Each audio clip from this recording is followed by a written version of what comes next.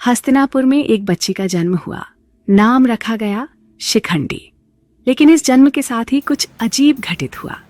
राजमहल के सभी दीपक एक साथ बुझ गए और महल के बाहर खड़े ज्योतिषियों ने एक दूसरे की ओर भयभीत नजरों से देखा। किसी ने कुछ नहीं कहा, पर सबके दिलों में ये बात बैठ गई, इस बच्चे का जन्म किसी अधूरी प्रतिज्ञा के परिणाम स्वरूप हुआ है। राजा द्रुपद, जो उस समय पंचाल के शासक थे, अपनी पुत्री को देखकर खुश तो थे, पर अंदर ही अंदर एक बेचैनी भी थी। शिखंडी के जन्म के समय एक अजीब घटना हुई थी।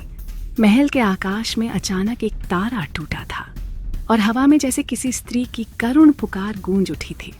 यह पुकार सिर्फ राजा ने सुनी थी, मैं फिर लौटूंगी, अधूरा अपमान अब पूरा होगा। शिखंडी बड़ी होने लगी। वह अन्य राजकुमारियों जैसी नहीं थी।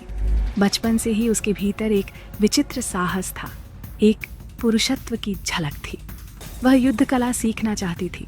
तलवार और धनुष की ओर उसका झुकाव था, जबकि द्रुपद उसे नृत्य और सुघड़ता सिखाना चाहते थे। एक दिन जब शिखंडी ने अपने पिता से कहा, मुझे रणभूमि का हिस्सा बनना है, न कि महल की सजावट का, राजा चौंक गए। वह समझ नहीं पा रहे थे कि उनकी पुत्री के भीतर यह अग्नि कहाँ से आई है। रात को जब सब सो चुके थे, द्रुपद ने स्वप्न में एक दृश्य देखा। एक स्त्री जिसके नेत्रों में जलते हुए अग्नि के गोले थे प्रकट हुई और बोली, क्या तुम मुझे भूल गए द्रुपद? मैं अम्बा हूँ, वही अम्बा जिसे भीष्म ने अपमानित किया था।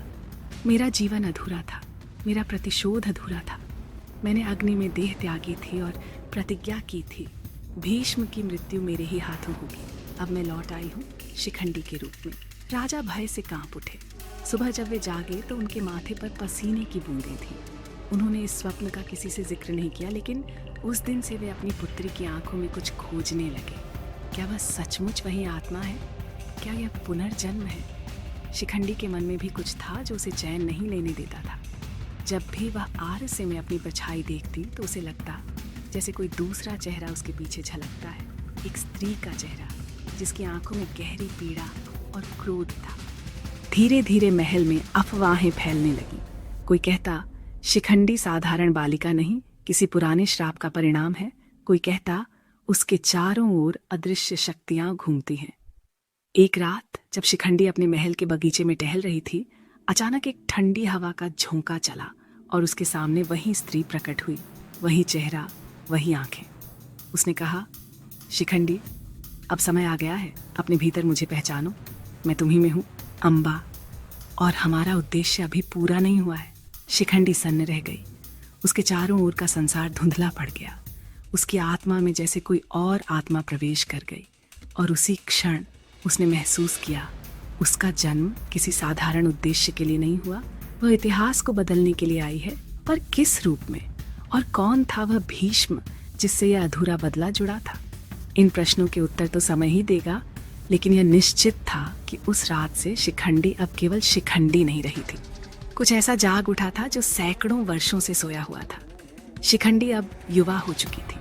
उसका शरीर तो एक स्त्री का था, पर मन और आत्मा में एक योद्धा का जोश और किसी अधूरी अग्नि का ताप था। पंचाल की गलियों में लोग उसके नाम से डरते और कुछ तो उसकी आंखों में अजीब सा रहस्य देखते, जैसे वो किसी और युग से लौट कर आई हो। लेकिन शिखंडी के भीतर एक भारी संघर्ष चल रहा था। रात को जब वह अकेली होती तो उसे बार बार अजीब सपने आते। सपनों में वह किसी राजसभा में खड़ी होती, जहां एक पुरुष श्वेत वस्त्रों में शांत पर कठोर चेहरे के साथ उसके विवाह को अस्वीकार करता और उसके पीछे सैकड़ों लोग हंस रहे होते। फिर अचानक सपना जलने लगता और वह स्त्री, वही अम्बा, चिल्लाती, भीष्म, तुमने मेरे स्त्रीत्व का अपमान किया, मैं लौटूंगी तुम्हारे अंत के साथ। हर बार यह सपना देखकर शिखंडी पसीने में डूबकर उठ जाती। वह नहीं जानती थी कि यह सपना है या किसी पुराने जीवन की गूंज। एक दिन युद्ध प्रशिक्षण के दौरान उसने अपने गुरु से पूछा, गुरुदेव, क्या यह संभव है कि किसी का जन्म पुराने अन्याय को सुधारने के लिए हो? गुरु ने कहा, कभी कभी आत्माएं अधूरी रह जाती हैं और वे तब तक लौटती हैं जब तक न्याय पूरा न हो जाए। शिखंडी की आंखों में चमक उभरी। तो क्या मैं वही आत्मा हूँ? क्या मेरा जन्म किसी प्रतिशोध के लिए हुआ है? उधर हस्तिनापुर में चल रही महाभारत की तैयारियों की खबरें धीरे धीरे पंचाल तक पहुंचने लगी। कौरव और पांडव के बीच तनाव बढ़ रहा था। और द्रुपद को पता था यह युद्ध इतिहास का सबसे बड़ा होगा। शिखंडी को जब यह सुनाई दिया कि युद्ध में भीष्म पितामह कौरवों की ओर से सेनापति होंगे तो उसके भीतर कुछ टूट गया। उसके मन में एक गहरी आवाज गूंजी, यही वह क्षण है अम्बा, यही वो युद्ध है जिसके लिए तुम लौटी हो। लेकिन एक समस्या थी, शिखंडी अभी भी एक स्त्री थी और समाज उसे युद्ध भूमि में स्वीकार नहीं करता था। वह जानती थी कि भीष्म कभी किसी स्त्री पर अस्त्र नहीं उठाएंगे। और तभी उसके जीवन में एक विचित्र मोड़ आया। कहते हैं एक रात वह जंगल में चली गई, अकेली, बेचैन। वहां उसे एक साधु मिला जो किसी शाप के कारण पुरुष होकर भी स्त्री के रूप में जीवन जी रहा था। उस साधु ने शिखंडी की पीड़ा सुनी और कहा, मैं जानता हूं तुम कौन हो, तुम्हारे भीतर कौन जल रहा है।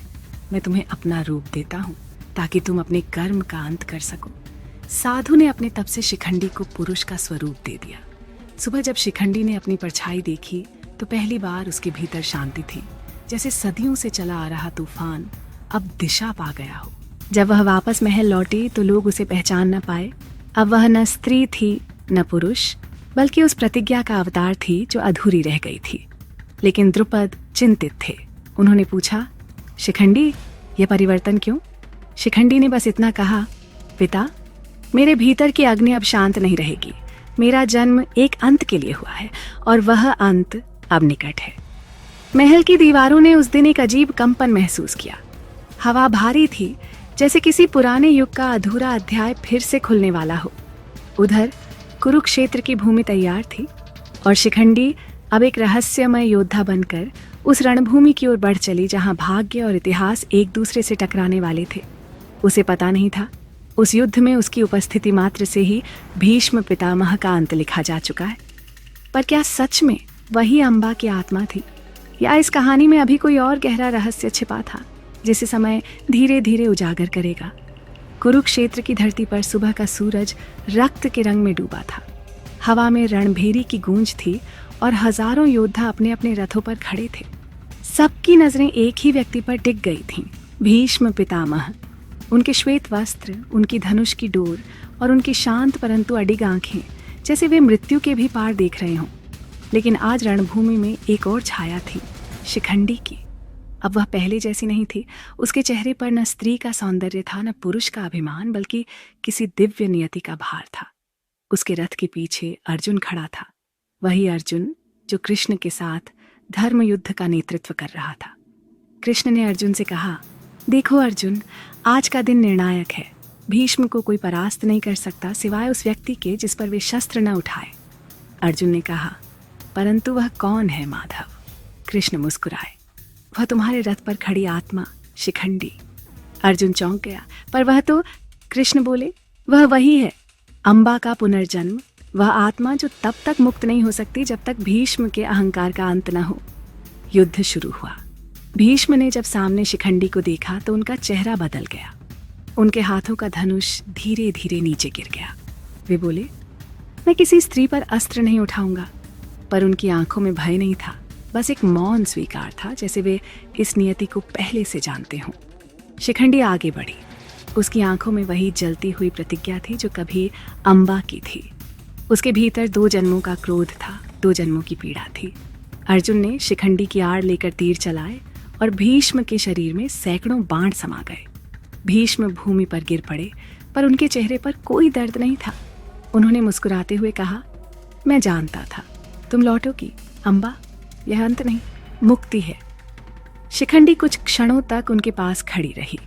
उसके हाथ कांप रहे थे, आंखों से आंसू बह रहे थे। भीष्म ने कहा, अब तुम्हारा श्राप पूर्ण हुआ, अब शांति पाओ। उनके ये शब्द सुनते ही शिखंडी के भीतर कुछ टूट गया। हवा अचानक ठंडी हो गई।